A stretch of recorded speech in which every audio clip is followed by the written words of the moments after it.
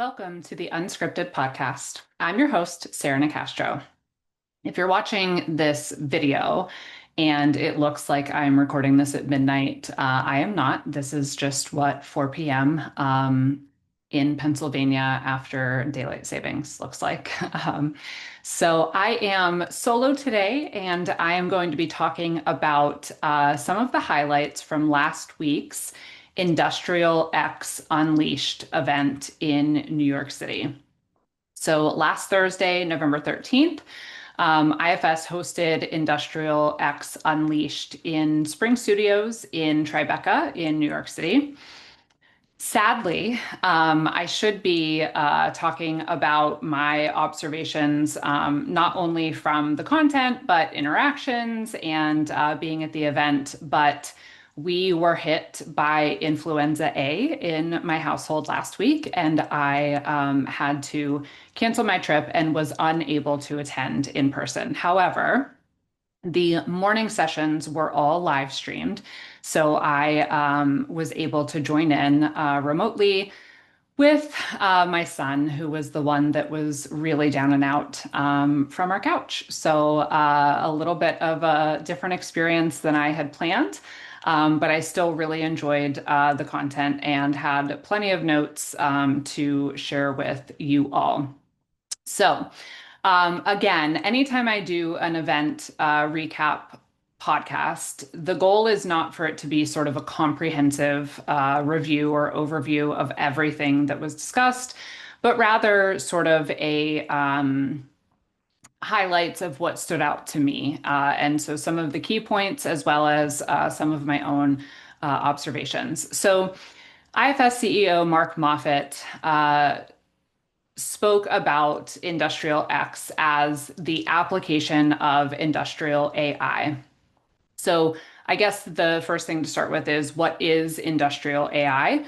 That would be, the idea of AI applied in applications where the stakes are the highest in industry. So he spoke in the opening keynote about the factories, the grids, the field operations that constitute 70% of the global workforce, but are really underserved by the consumer grade AI tools that we see a lot in the news, that we use personally, that are getting a lot of the buzz.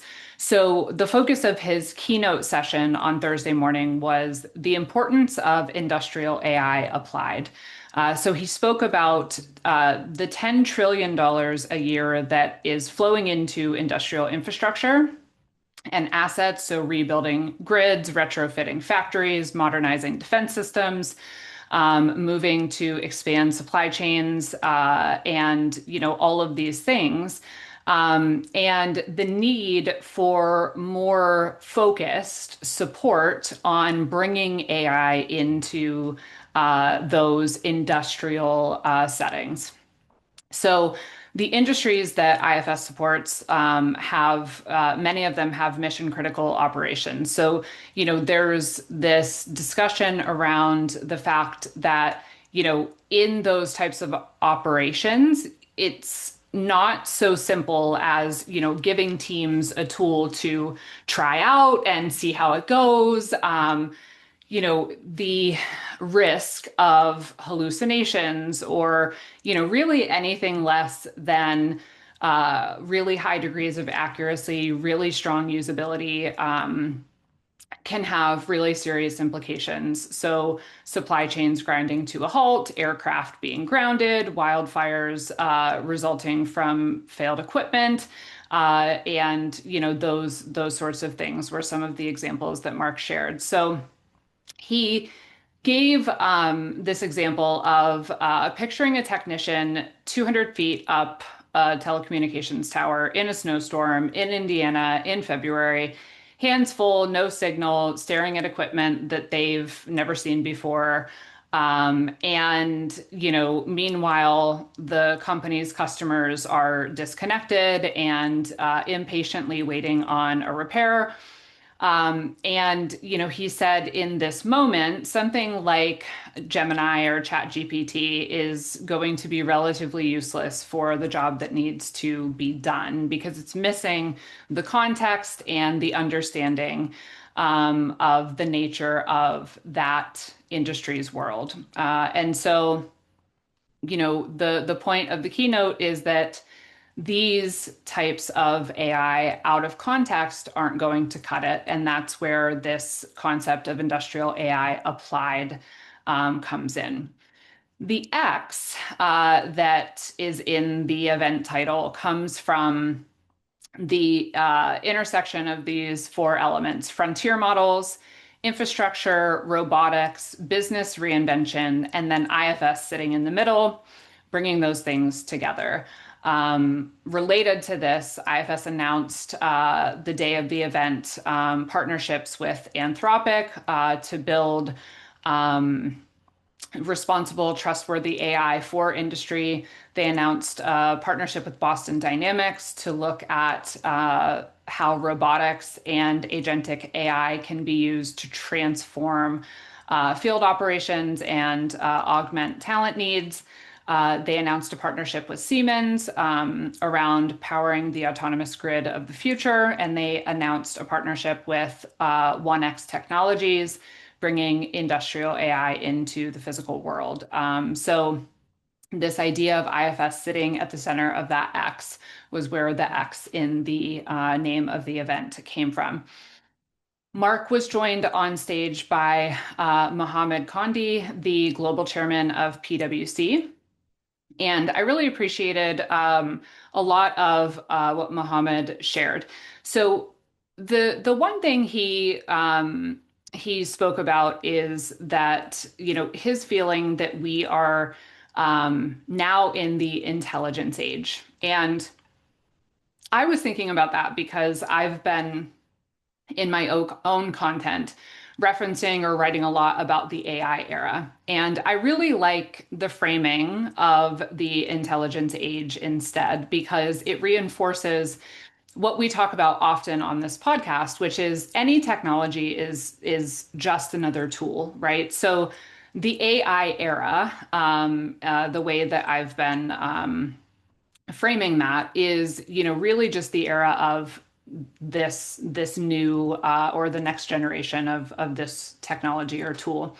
Whereas his framing around the intelligence age, brings into conversation a lot more of what it will take to, operate in the AI era, what it will take to leverage what is available and what's possible, and make it actionable and valuable for your business. So I really like that framing.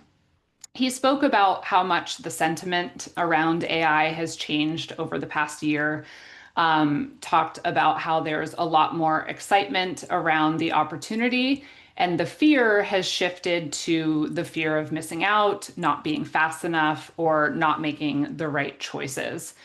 Another point that he made in his comments that I really, really liked is he said, don't look for the answer, look for the questions to ask. And I thought, again, this is just really good framing of, the reality is in this intelligence age and, with the growth and evolution of AI, none of us know what is coming next. And so focusing on looking for those answers is, really a futile exercise, right? So he's saying look at the questions to ask, get really, really curious and think about what questions you need to be going out and asking and applying these capabilities to. So I really liked that as well. He agreed with, what Mark had said in the opening keynote about the stakes of industrial AI being higher, or I should say the stakes of AI in these industries with mission critical operations being higher. He actually started his career as a utility engineer and spoke a bit about him remembering when cell phones first began to be used, and talked about how to some extent, this is another example of a very significant yet very different transformation. The distinction that he made and what he urged the audience to consider is, we're witnessing a new age of innovation. So what he said is you should be looking not only at how your company can benefit today, but also how this will enable new companies to be created. So how work will be reimagined. He spoke about how this is, no longer a game of efficiency, but really reinvention. So I liked this as well, thinking about AI, not just for the potential that it holds today, but for the possibilities it creates in the future. Pedro Buhigas, who is the CIO of Kodiak Gas, came and spoke with Soumya Kapoor, who is the CEO of IFS The Loops. So I presented with Pedro at the Service Council in September and recently interviewed him about their IFS journey. And not only what they're doing with the loops and other AI applications, but also how they set the foundation for that AI innovation. And Pedro came and spoke about specifically about the company's agentic use cases, the work that they're doing with the loops.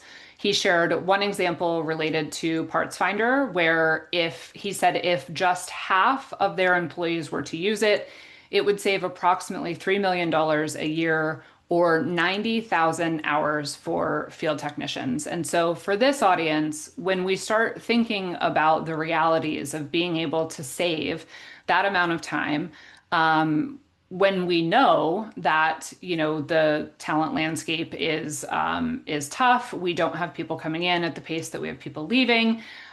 We need to maximize the utilization of those resources. This is incredibly significant. He also talked about how Kodiak is looking at all of this innovation through the lens of employee net promoter score. So thinking about where can AI assist with simple things that are executed many times per day in a way that can really improve the employee experience. And I really, again, like that reminder of thinking about this from the perspective of the employees. Kriti Sharma, who is the CEO of IFS Nexus Black, took the stage to offer a really refreshing take on the crucial need to make AI usable and meaningful within these industrial use cases. So she was reflecting on what she's learned through spending a lot of real quality time with customers, and she shared some anecdotes illustrating the realities of determining how best humans and AI can work together in these mission critical industrial settings. So one example was an aviation compliance lead who said, when I make a mistake, it doesn't just cost time or an extra part, it becomes the 9 o'clock news. A utilities engineer said, there's a rattle you only learn by winters. I can hear a bearing from 30 feet away. My apprentice can't yet figure out how to record what my ears can hear before you bake me a retirement cake. An emergency events dispatcher said, when the storm hits, 5 crews look at me for the first call. I don't want to be a single point of failure with a heartbeat. So these are real quotes that Kriti shared, talking about what she's learned in spending time with these organizations about not only the pressure that rests on the shoulders of frontline workers in these different scenarios, but also, the question around how do we make AI use cases for these individuals that are realistic, relevant, and that they can trust.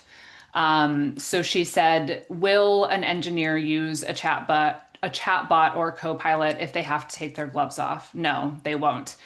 I really appreciated how frank Kriti was about the real solutions that need to be developed, unique to these industries that solve problems and are naturally usable in the context of, where and how and by whom they are going to be used. There was this whole sort of, conversation relating back to what Mark shared in the keynote about the piece around industrial AI applied, which is, when we hear the stats that come out about how often AI projects are failing, it's because a lot of these things are not being considered and they're not being accounted for. So it was really refreshing to hear Kriti talk about how these things are being not only explored but acted upon. Tony Alloway of BGIS joined Kriti on stage to speak about their company's AI adoption. And what stood out to me most about what Tony shared was the sentiment behind his approach. So he referred to himself in his introduction as a promise keeper and an agent of change. And I kind of chuckled out loud, not in a bad way, in a good way, just thinking, boy, if you know, more people in his role to deliver technology to the organization in a way that is impactful and drives value saw their role as promise keepers and agents of change, how much more impactful would they be? I just absolutely love that. He spoke about how often we overcomplicate things and reinforce the value of keeping it simple, how this is key to both technology and people being successful. He shared his view on what he referred to as hard on the problem, soft on the people, and the importance of this people-centric approach with an eye toward enabling versus overwhelming and making sure that organizations are offering ample upskilling. So I really enjoyed listening to the morning sessions. The afternoon sessions were not live streamed, so there's a whole bunch more content that I'll point you to in a moment that you can check out. But I really enjoyed these sessions. I was obviously very sad that I wasn't there in person and didn't have an opportunity to, interact with the speakers directly. But I thinking about, what I enjoyed. Some of the things that stood out to me are, the acknowledgement and the reinforcement that there is the reality that these industries are different than a desktop user of Copilot or ChatGPT. Business leaders of complex organizations are really struggling to determine how best to take advantage of technology that largely isn't built for them. And so when we again go back to this gap between all of the AI buzz and all of the pressure businesses feel to get on board and to make use of this new wave of possibility and innovation. And then we see statistics about how often these projects are failing. This distinction makes a lot of sense. And we need to have more conversations like what happened in New York last week to, really examine the examples where that, you know, those specific needs of each industry and the users and the application and the environments are being considered. And then where AI is proving to be hugely valuable, like with the example that Pedro from Kodiak shared. Um, I really liked that many of the sessions echoed the sentiment of not aiming to replace humans, but rather to extend and elevate them. Again, we know that there is a talent shortage, and I think, can really help, to provide some lift and to take some of that pressure off. But the reminder to focus on this from a people-centric standpoint, both in design of the solution as well as managing change, are so important. And we have to remember that there is a lot of anxiety within the workforce around AI. And so while there is, Mohabben spoke about the excitement. It's great that there's excitement. There's excitement, at the senior leadership levels because people understand the potential here and what is possible. But when you get down to the front line, there is some trepidation and some anxiety. And for the sake of adoption and for the sake of bringing people on the journey and having those opportunities to reskill and upskill and maintain that human talent that everyone is saying we still need, you really have to be conscious of that and plan around that. I like um, the prompt with the session to imagine how AI aided robots can augment the workforce even further. And thinking about some of the areas where this might make a lot of sense. So when we think about, again, mission critical environments, when you think about situations where still today there is a workforce doing jobs in environments that are really not safe and lives are at risk. To me, that seems like a wonderful opportunity to be able to use robots if they could, be used in those applications. So I think, again, when you get into robotics and you see this in action, it can seem quite forward thinking, quite sort of futuristic, but it's not. I mean, it's here today. It made me think. Last year at a advanced services group meeting at Tetra Pak in Denton, we were touring their facility, and they use robots in their manufacturing operations. And uh, Sasha said that they've been in use since the mid 90s. And so that's, not only not futuristic, but, really quite historical use, different than what we're envisioning here or reimagining. But, it's just an important reminder that, none of this is far-fetched. All of it is not only possible, but happening. And, we need to normalize the conversations and the creative thinking, and otherwise we do risk falling behind. Um, I really enjoyed seeing progress in action, or as Mark would say in the keynote, evidence of AI applied. It's really cool to witness this coming alive. And as many of the speakers reiterated throughout the morning, now is not the time to hold off or hold back. Now is the time to move and do and ask those questions and, think creatively, not just about the potential, but about those possibilities. So again, those are my highlights just from the morning sessions. There was an entire afternoon that was not live streamed. So if you were not in New York in person and you have not had an opportunity to check out the content from Industrial X Unleashed, I would welcome you to check out some of what I just recapped, as well as additional use cases and some of the details in the partnerships that were announced with Boston Dynamics, Siemens, and more.